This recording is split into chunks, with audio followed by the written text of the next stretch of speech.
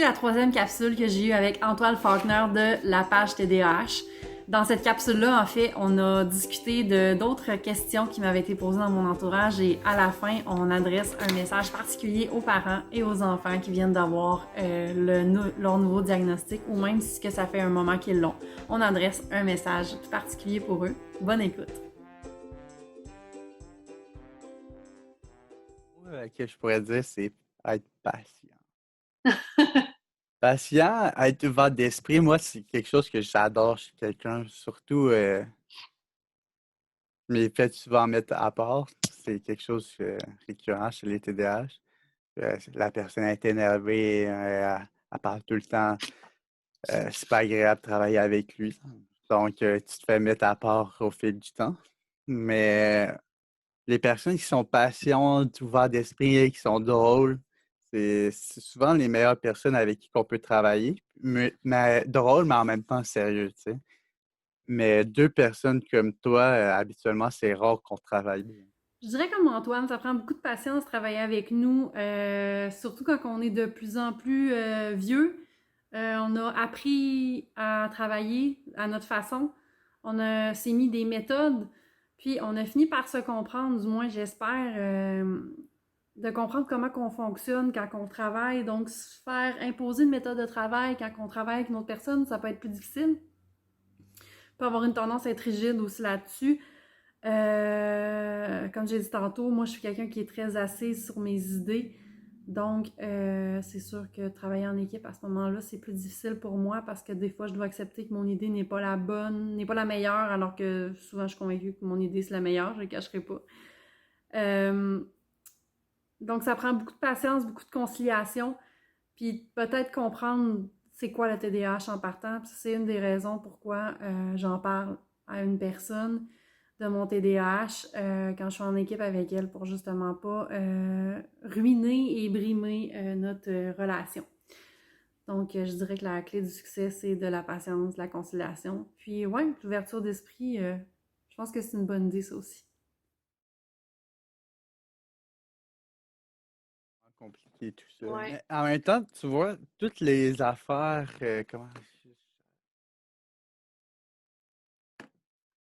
les hand spinners, cette affaire-là qu'on m'a donnée, Hein, c'est donc bien cool, je le connais pas, celui-là. c'est un, comment que ça s'appelle? Ça s'appelle un Roby. OK. Dans le fond, c'est quelqu'un de ma page qui me l'a donné, il a parti sa compagnie, puis c'est ça qu'il fait.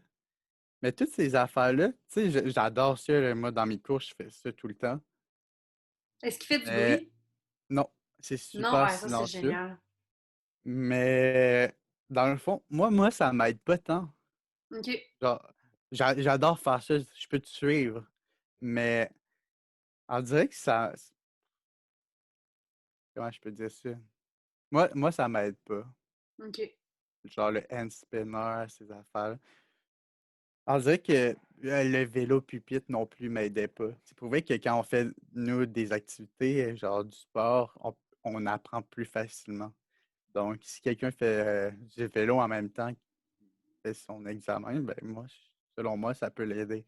Mais moi, ça me déconcentre de faire deux choses en même temps. J'aurais tendance à dire qu'en contexte COVID, pour se concentrer, c'est sûr que d'avoir son porte matériel peut être intéressant, d'aller se renseigner, là, je parle aux parents, là, qu'est-ce qui était utile pour votre enfant, puis de le lui procurer, pourquoi pas, étant donné qu'on peut rien prêter.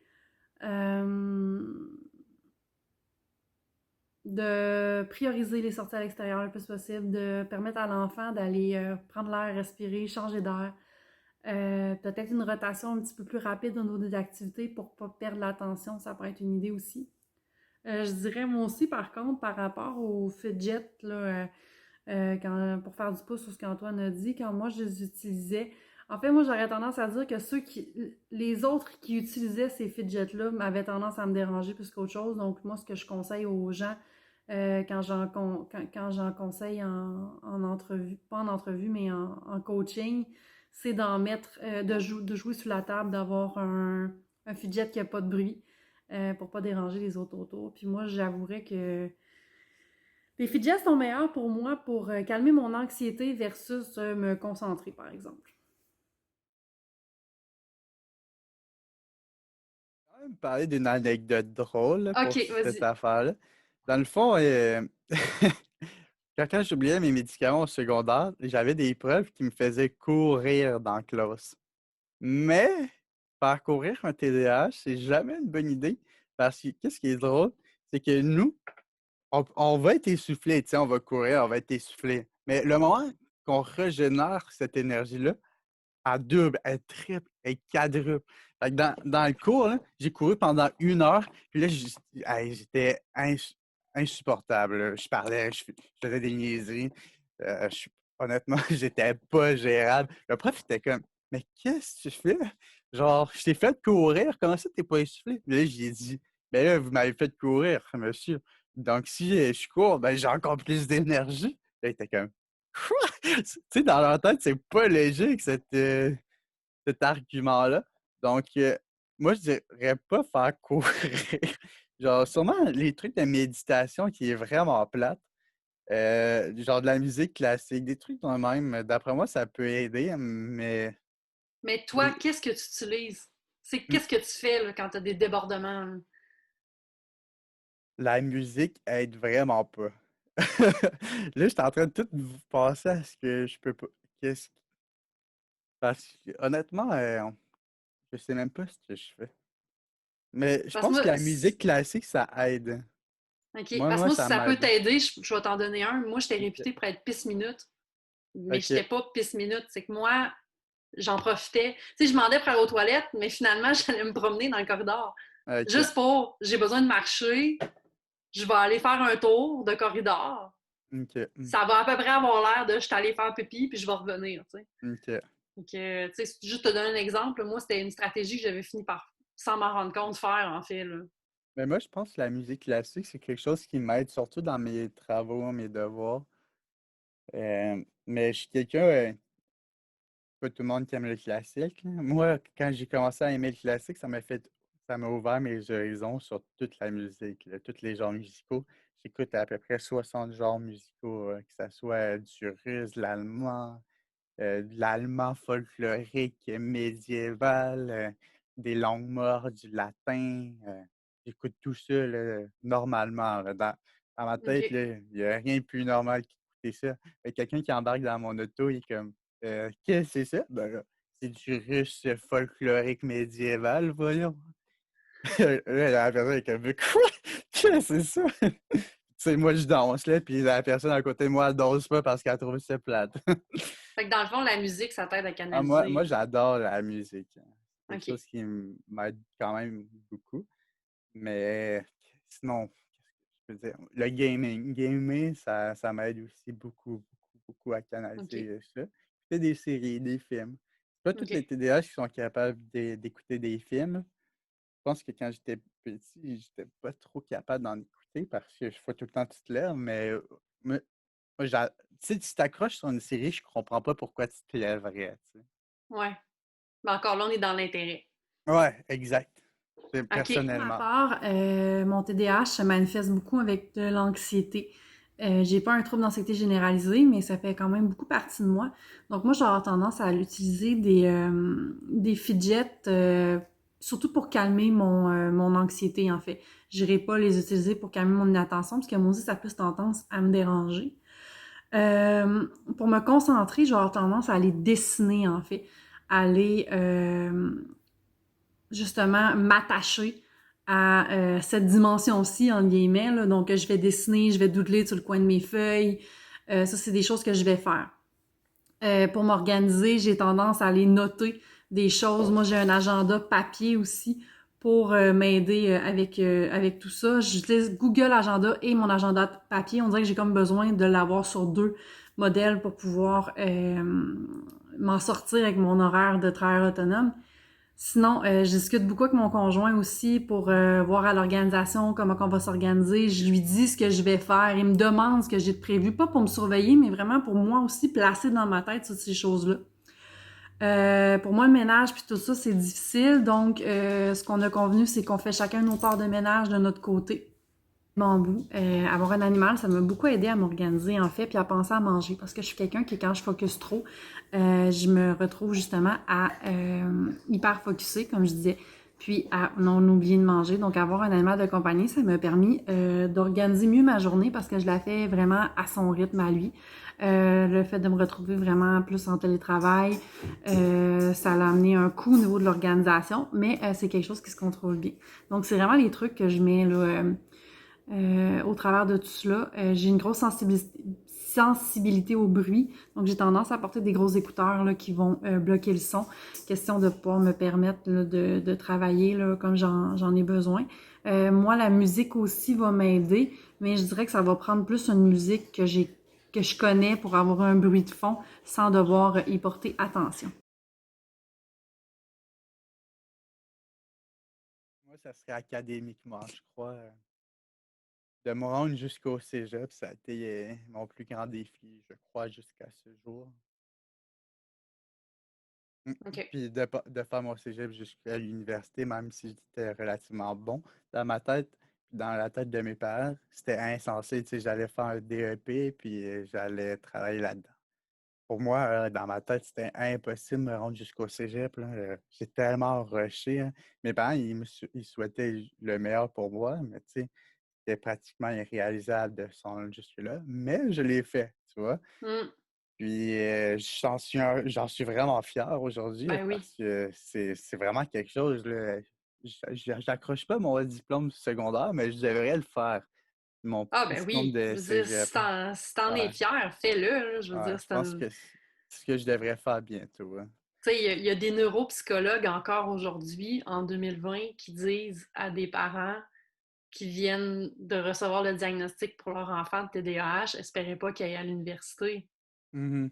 En Ouais, j'en ai 2020, entendu parler beaucoup de en ça. Ouais. 2020, je veux dire, oui, ok, comment je pourrais dire ça? Je leur donne un peu raison, j'ai pas été à l'université, mais c'est parce que ça me tente pas, c'est pas parce que je peux Mm. pas, là. Je veux dire, Ouais, j'ai entièrement les notes pour, puis ouais. la cotère, puis tout ce que tu voudras, tout est Effectivement. beau, là. Moi, j'ai plein de troubles d'apprentissage en plus, C'est comme je ça, disais, là. dyslexie, En plus, dysorthographie. là. Je- Selon moi, c'est possible, mais si t'es pas prêt à mettre des efforts, tu vas jamais Mhm. être capable. OK. Puis, Euh, juste pour te dire, mon pédiatre, il avait un TDAH, puis il a fait toutes ses années de ben oui, médecine sans médicaments, là. ben oui. C'est Mais il a dit, si c'était à refaire, je, je prendrais des médicaments. Ah oui. C'est sûr, ça a dû être un Mm. olé, olé défi, en je Mhm. pense que ça a été sans contredit. Le défi que je ne savais pas que j'étais en train de réaliser, c'est d'avoir passé au travers de toutes euh, mes épreuves, en fait, dans mon enfance, mon parcours académique, mes relations avec les autres. Tout ça sans avoir de diagnostic, en fait, sans savoir, puis sans avoir l'aide que j'avais besoin. Je pense que ça a été ça mon plus gros défi. Rendu à l'âge adulte, je me retrouve à avoir quand même plusieurs difficultés que je traîne encore à l'âge adulte parce que j'ai pas été suffisamment accompagnée, puis j'ai pas été suffisamment aidée face à tout ça. Il a fallu que je me débrouille moi-même. Oui, ça donnait un bon résultat, mais ça créait quand même beaucoup de fatigue puis beaucoup de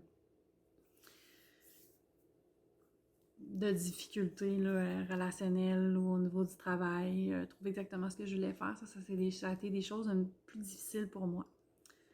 Donc, je pense que mon plus gros défi, ça a été ça. Mais ça reste qu'encore aujourd'hui, mon plus gros défi, je pense que c'est de conserver des relations interpersonnelles. Donc, je dois toujours au quotidien gérer mon intensité pour pouvoir garder le noyau que je réussis à me faire autour de moi. Ça, je pense que c'est un très gros défi pour moi.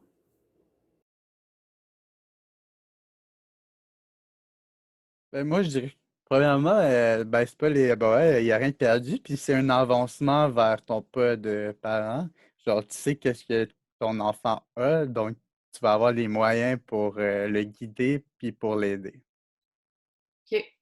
Quand tu as Puis, un diagnostic, c'est toujours plus facile de savoir qu'est-ce qu'il faut faire que quand tu n'en as pas. ouais, Il y clairement. a des livres, tu sais, en 2020, on en parle du TDAH comme normalement, selon moi, là. On devrait. Il y a pas de. Comment je pourrais dire? Il n'y a pas de façon. Et là là. Dans le fond, tous les moyens sont là pour l'aider, là, aujourd'hui. Tu as les livres, tu as tout, t'as Internet surtout. Mhm. Internet, c'est ton meilleur ami, le J'ai le Google. goût de dire aux parents de foncer, de pas lâcher. Avoir un diagnostic de TDAH, c'est vraiment pas... moi, j'ai tendance à dire que c'est pas la mort. C'est une belle force, il faut juste trouver le bon... la bonne essence, en fait, pour pouvoir foncer.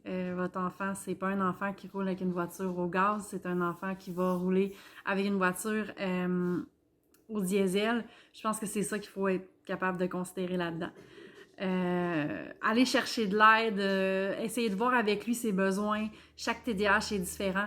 Puis plus vous allez pouvoir lui fournir de l'aide, lui fournir les outils dont il a besoin, il va pouvoir vraiment aller au maximum de son potentiel parce que c'est ça la beauté du TDAH. C'est quand on a oui, on a des difficultés, mais qui renferment quand même un énorme potentiel. Puis si on est capable de le mettre là, à jour, c'est là que votre enfant va pouvoir dépasser ses limites, puis aller même au-delà de ce que vous pensiez qui pourrait aller. Euh, Comment je pourrais dire? Je fais partie de la famille des super-héros, mon ami. Ouais. Non, Super. mais Non, pour c'est vraiment vrai, cool. ben, honnêtement, ce TDAH-là va être un défi toute ta vie, mais ça va être aussi ton meilleur ami. Je peux te dire ça comme ça. Puis ça va être ta qualité et ton défaut. Puis ça va être qu'est-ce qui va te démarquer des autres. Donc, je te fais dire que tu fais partie des super-héros maintenant. On a runné ça comme deux TDAH. Je t'avais dit Ah une ouais. heure et demie, on a fait 35 minutes. Je raconte de ma vie C'est comme sûr les qu'il n'y a pas travaux ma de session, partie. là, quand Ouais. je m'imagine ça va prendre 6 heures. Là, t'es comme, c'est 2 heures. Ah, Parce que, ok. ah ouais. OK, Ah, ça, t'as c'est du bon. temps. Les enfants, j'ai goût de dire, moi aussi, bienvenue dans le club, bienvenue dans une strate de personnes qui sont, ma foi, très extraordinaires et qui ont un potentiel sans limite. J'espère que tu vas être capable de trouver ce qui te fait du bien, ce que tu aimes faire, puis de foncer droit là-dedans.